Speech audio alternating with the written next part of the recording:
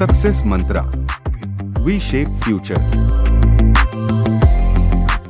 Hello everyone, so welcome you all in the second series of this session. पिछले session में हम लोगों ने देखा कि कैसे बेसिक स्ट्रक्चर केस का डेवलपमेंट हुआ, कैसे हम लोग केशवानंदा भारती तक पहुंचे, कैसे वामन राव और मिनर्वा विल्स ने उसे वैलिडिटी दी, कैसे 42nd और 24th कॉन्स्टिट्यूशनल अमेंडमेंट एक्ट में उस चीज का रिएक्शन देखा गया और 9 शेड्यूल का एस्पेक्ट देखा, राइट टू प्रॉपर्टी देखा और काफी अच्छी अच्छी इंफॉर्मेशन वहां से निकालने की कोशिश की गई। और उस सेशन में हम लोगों ने इस के एस्पेक्ट्स को देखा था कि हम इसे 3-4 पार्ट में बांट के पढ़ेंगे कि बेसिक स्ट्रक्चर देखेंगे, फिर कॉलेजियम, फिर प्रेसिडेंट, फिर वाइस प्रेसिडेंट, फिर गवर्नर देखेंगे। तो आज के सेशन में हमारा इंटेंशन ये रहेगा कि बेसिक स्ट्रक्चर के टाइम पे ऐसी क्या बात हो गई थी कि कॉलेजियम की बात उठ गई और कौन सा वो केस था जिससे कॉलेजियम स्टार्ट हुआ फाइनली।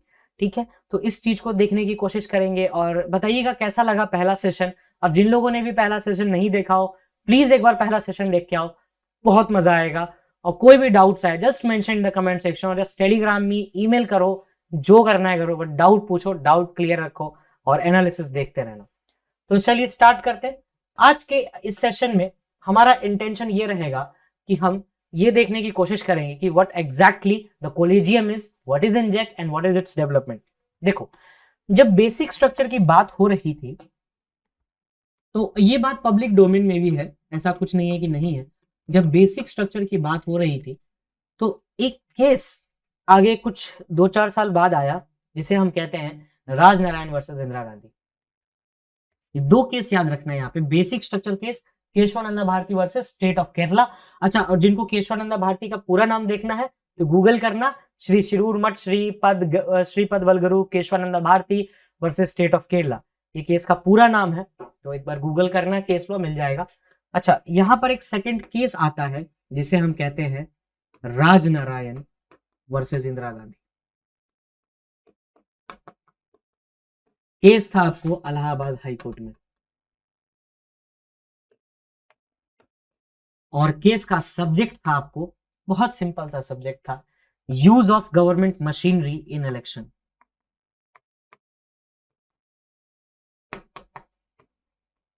अच्छा, गवर्नमेंट का मशीनरी को यूज कौन करेगा? जो पावर में होगा, यानी उस टाइम पावर में थी मिसेस गांधी, तो मैडम ने गवर्नमेंट मशीनरी को यूज किया था इलेक्शन में। ये चार्जेस लगाए, ये एलिगेशंस लगाए गए थे। राजनारायण साहब बहुत पॉपुलर भी थे उस टाइम पे, इंदिरा गांधी साहब भी पॉपुलर थी, इंदिरा गांधी मैडम भी पॉपुलर थी। इलेक्शंस हुए और इंदिरा गांधी मैडम इलेक्शन जीत गई। राजनारायण साहब ने इनका इलेक्शन चैलेंज कर दिया इस ग्राउंड पे कि madam has use the government machinery in election.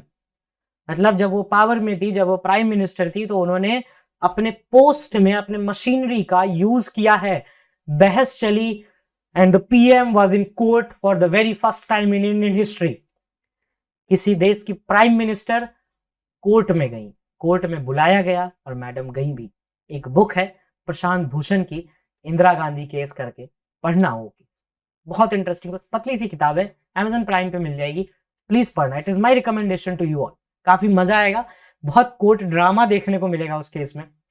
तो मैडम कोर्ट में गई, बहुत बहस हुई, 2 दिन 3 दिन चला। उसके बाद फिर जब लास्ट में डिसीजन आया तो जज साहब ने समर वेकेशन के 10 दिन पहले जजमेंट दिया और जजमेंट में बहुत बड़ी बात कह दी गई और यह कहा गया कि इलेक्शन जो है उसमें गवर्नमेंट मशीनरी का यूज किया गया, कुछ नहीं था, पेट्रोल डीजल का यूज था, गवर्नमेंट मशीनरी का यूज किया गया है और प्राइम मिनिस्टर का इलेक्शन को इनवैलिड करार दिया गया by Allahabad high court. Allahabad high court ने प्राइम मिनिस्टर के इलेक्शन को इनवैलिड करार दिया और बात आग की तरफ फैल गई।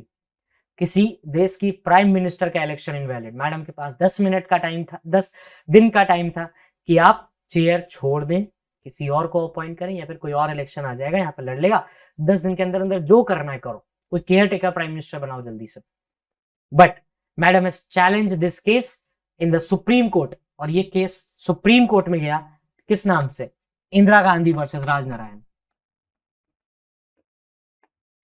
देखो, क्योंकि किसी भी देश के सिटिंग प्राइम मिनिस्टर को हटाना बहुत अपमानजनक बात होती है। बात इंदिरा गांधी की नहीं थी, बात Indira Gandhi as a person, बात राजनारायण एज अ पर्सन की नहीं थी, बात थी प्राइम मिनिस्टर की पोस्ट की। क्योंकि प्राइम मिनिस्टर का पोस्ट इंपॉर्टेंट होता है, ना कि इंदिरा गांधी वहां पर इंपॉर्टेंट होती है। Post is very important. तो इंदिरा गांधी वर्सेस राजनारायण के नाम से केस गया सुप्रीम कोर्ट में, और सुप्रीम कोर्ट में समर वेकेशन बेंच ने हियरिंग की, और हियरिंग में लास्ट में डिसाइड हुआ कि नहीं नहीं, उसको ओवरटर्न किया गया, जजमेंट कहा गया नहीं, इलेक्शन वाज वैलिड। इस टाइम पे दो जज साहब को प्रमोशन दिया गया। पहले थे जस्टिस A.N. रे और दूसरे थे जस्टिस M.H. बेक। अलग अलग टाइम पे प्रमोशन हुआ था। इस टाइम तक इंडिया में सुप्रीम कोर्ट के जजेस का अपॉइंटमेंट जो होता था वो होता था सीनियोरिटी के बेसिस पे। सीनियोरिटी का मतलब एज में सीनियर नहीं, एक्सपीरियंस में सीनियर।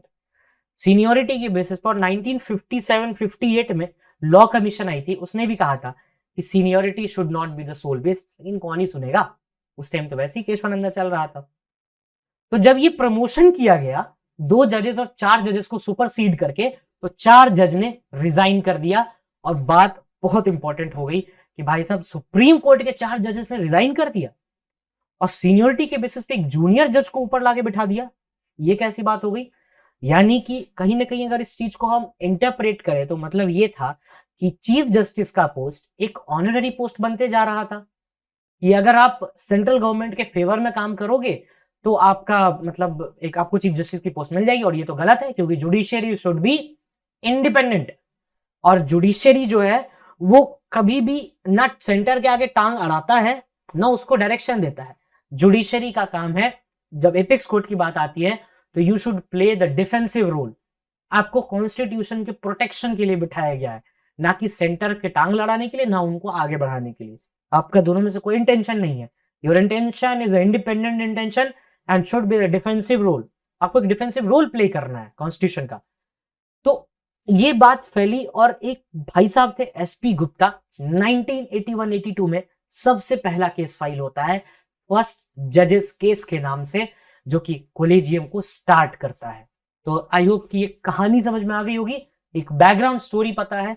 अब हम फैक्ट्स पे जंप करते हैं बिना टाइम वेस्ट किए। पहला केस था आपको SP Gupta versus union of India 1982 SC। इस केस को हम प्यार से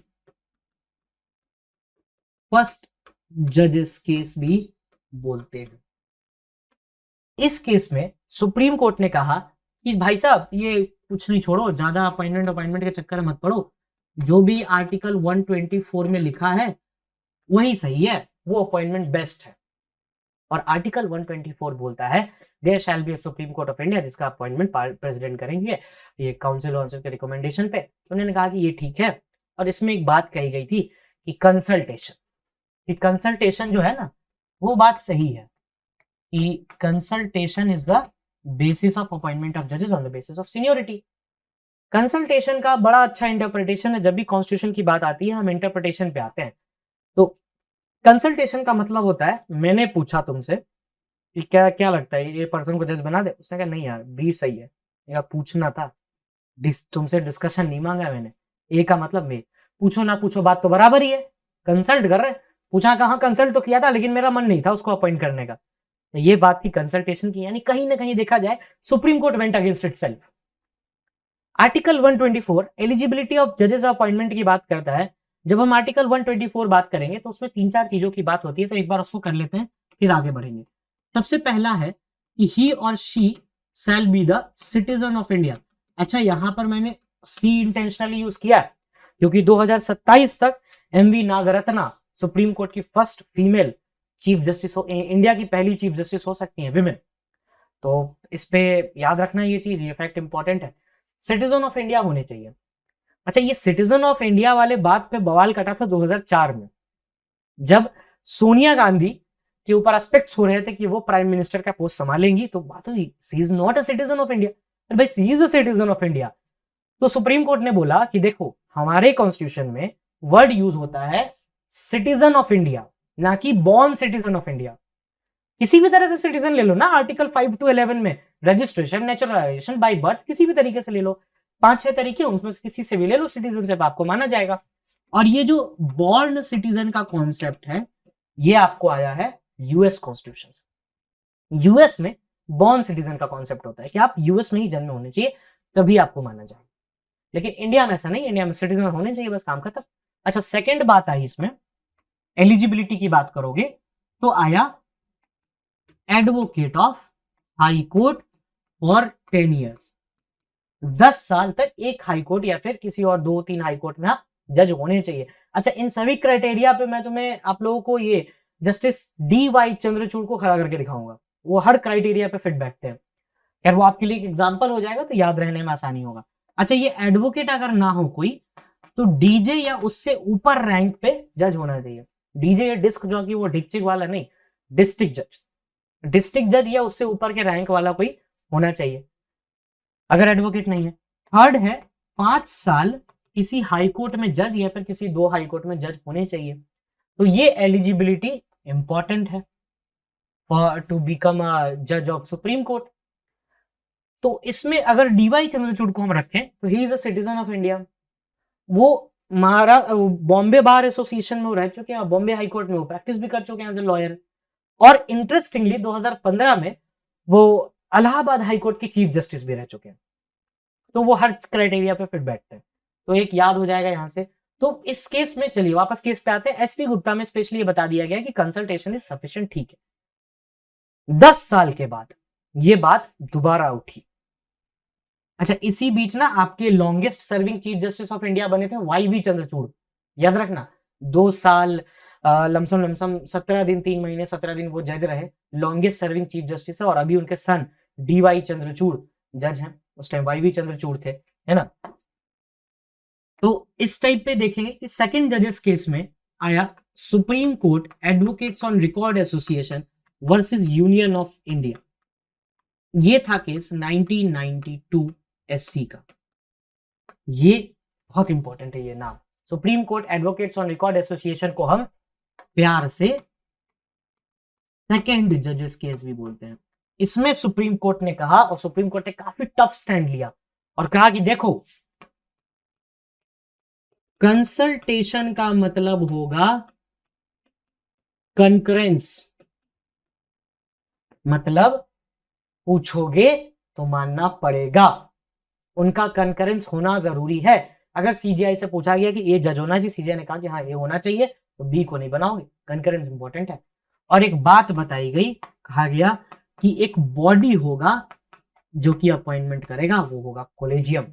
इस केस में वर्ड आया जिसे हम कहते हैं कोलेजियम, बट सुप्रीम कोर्ट ने डिफाइन नहीं किया इसमें कोलेजियम को। 1998 में सेंटर को याद आया, अरे यार कुछ बोला तो था 1992 में कोलेजियम, ये था क्या, चलो पूछ के आते हैं।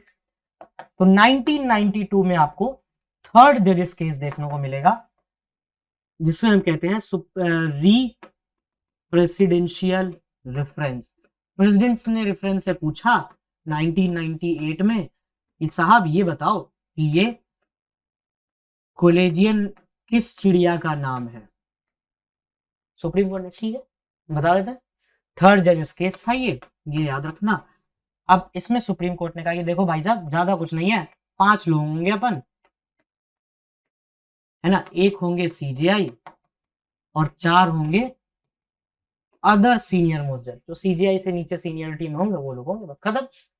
प्रेसिडेंट के पास इतना ही, लेजिस्लेचर कहाँ गए, मतलब यही है जो है सो आपके सामने है। अब यहां से बात उठा लेजिस्लेचर का इन्वॉल्वमेंट, और 2002 में एक कमीशन बना, जुडिशियल अपॉइंटमेंट कमीशन, चेक करने के लिए पता करो क्या करना चाह रहे हैं ये। और उस कमीशन की, जैसे कि इंडिया में आप जानते हो कि कोई भी कमीशन बनती है तो उसकी रिपोर्ट बहुत जल्दी आती है ना, और इसकी भी रिपोर्ट बहुत जल्दी आई। 2014 में एक रिपोर्ट आती है जिसमें कहा गया कि एक होगी एनजैक, नेशनल जुडिशियल अपॉइंटमेंट कमीशन, जो कि जजेस का अपॉइंटमेंट करेगी, और ये कमीशन 2015 से लागू कर दिया गया, लेकिन इसको चैलेंज किया गया सुप्रीम कोर्ट में इसकी कॉन्स्टिट्यूशनैलिटी पे। बट इसके चैलेंज को जानने से पहले ये जानेंगे कि कॉलेजियम में कौन कौन से लोग होते हैं और कॉन्स्टिट्यूशन का ऐसा कौन सा आर्टिकल है जो कि कॉलेजियम के बारे में डिस्कस करता है। अच्छा, ये कॉलेजियम, इसको एनजेक को बहुत लोग इस केस को बोलते हैं फोर्थ जजेस केस, ठीक है, याद रखना ये चीज, कंफ्यूज नहीं करना है। एनजेक आपको आर्टिकल 124A में है, और एनजेक में 6 लोग रहेंगे इन्होंने कहा। एक होंगे सीजेआई, ठीक है, और सीजेआई जो होंगे वो एक्स ऑफिशियो होंगे, मतलब कोई भी हो, सीजेआई इज द प्राइम। और भी आया, 2 सीनियर मोस्ट जज होंगे सुप्रीम कोर्ट के। अच्छा 2 हो गए, 3 लोग हो गए ना, अब कितने लोग बचे हैं? 3 और। इन्होंने कहा कि एक होंगे हमारे रिजिजू साहब, मतलब जो यूनियन लॉ मिनिस्टर होंगे वो, और 2 होंगे एमिनेंट जूरिस्ट। अच्छा ऐसा नहीं है कि हम लोगों ने बताया नहीं, इन्होंने बताया कि एमिनेंट जूरिस्ट को हम चुनेंगे कैसे, लेकिन कौन होंगे ये नहीं बताया। एमिनेंट जूरिस्ट को चुनने के लिए 3 मेंबर कमेटी रहेगी। उस कमेटी में होंगे प्राइम मिनिस्टर, उसमें होंगे लीडर ऑफ अपोजिशन, उसमें होंगे सीजेआई। और लीडर ऑफ अपोजिशन अगर कोई नहीं है तो सिंगल लार्जेस्ट पार्टी का जो लीडर है वो बनेगा। और लीडर ऑफ अपोजिशन बनने के लिए एक बात जान लो कि मिनिमम 10% आपके पास होना चाहिए सीट, तभी आप लीडर ऑफ अपोजिशन बन सकते हो, नहीं तो नहीं। तो यहां पर ये बात आके फंसी कि उन्होंने कहा कि ये 3 चीज हो सकते हैं। इस पूरी चीजों को, इन सभी चीजों को चैलेंज किया गया एक केस में। इस केस का नाम था 4th जजेस केस, या फिर supreme court advocates on record association versus union of India. और सुप्रीम कोर्ट ने इसमें बहुत ज्यादा जल्दी दिखाई और 2015 में इस कमीशन आया। 2015 में सुप्रीम कोर्ट ने इस कमीशन को काट दिया, और सुप्रीम कोर्ट ने कमीशन को काटा बाय 4:1 से। डिसेंट करने वाले थे जस्टिस शीला मिश्रा।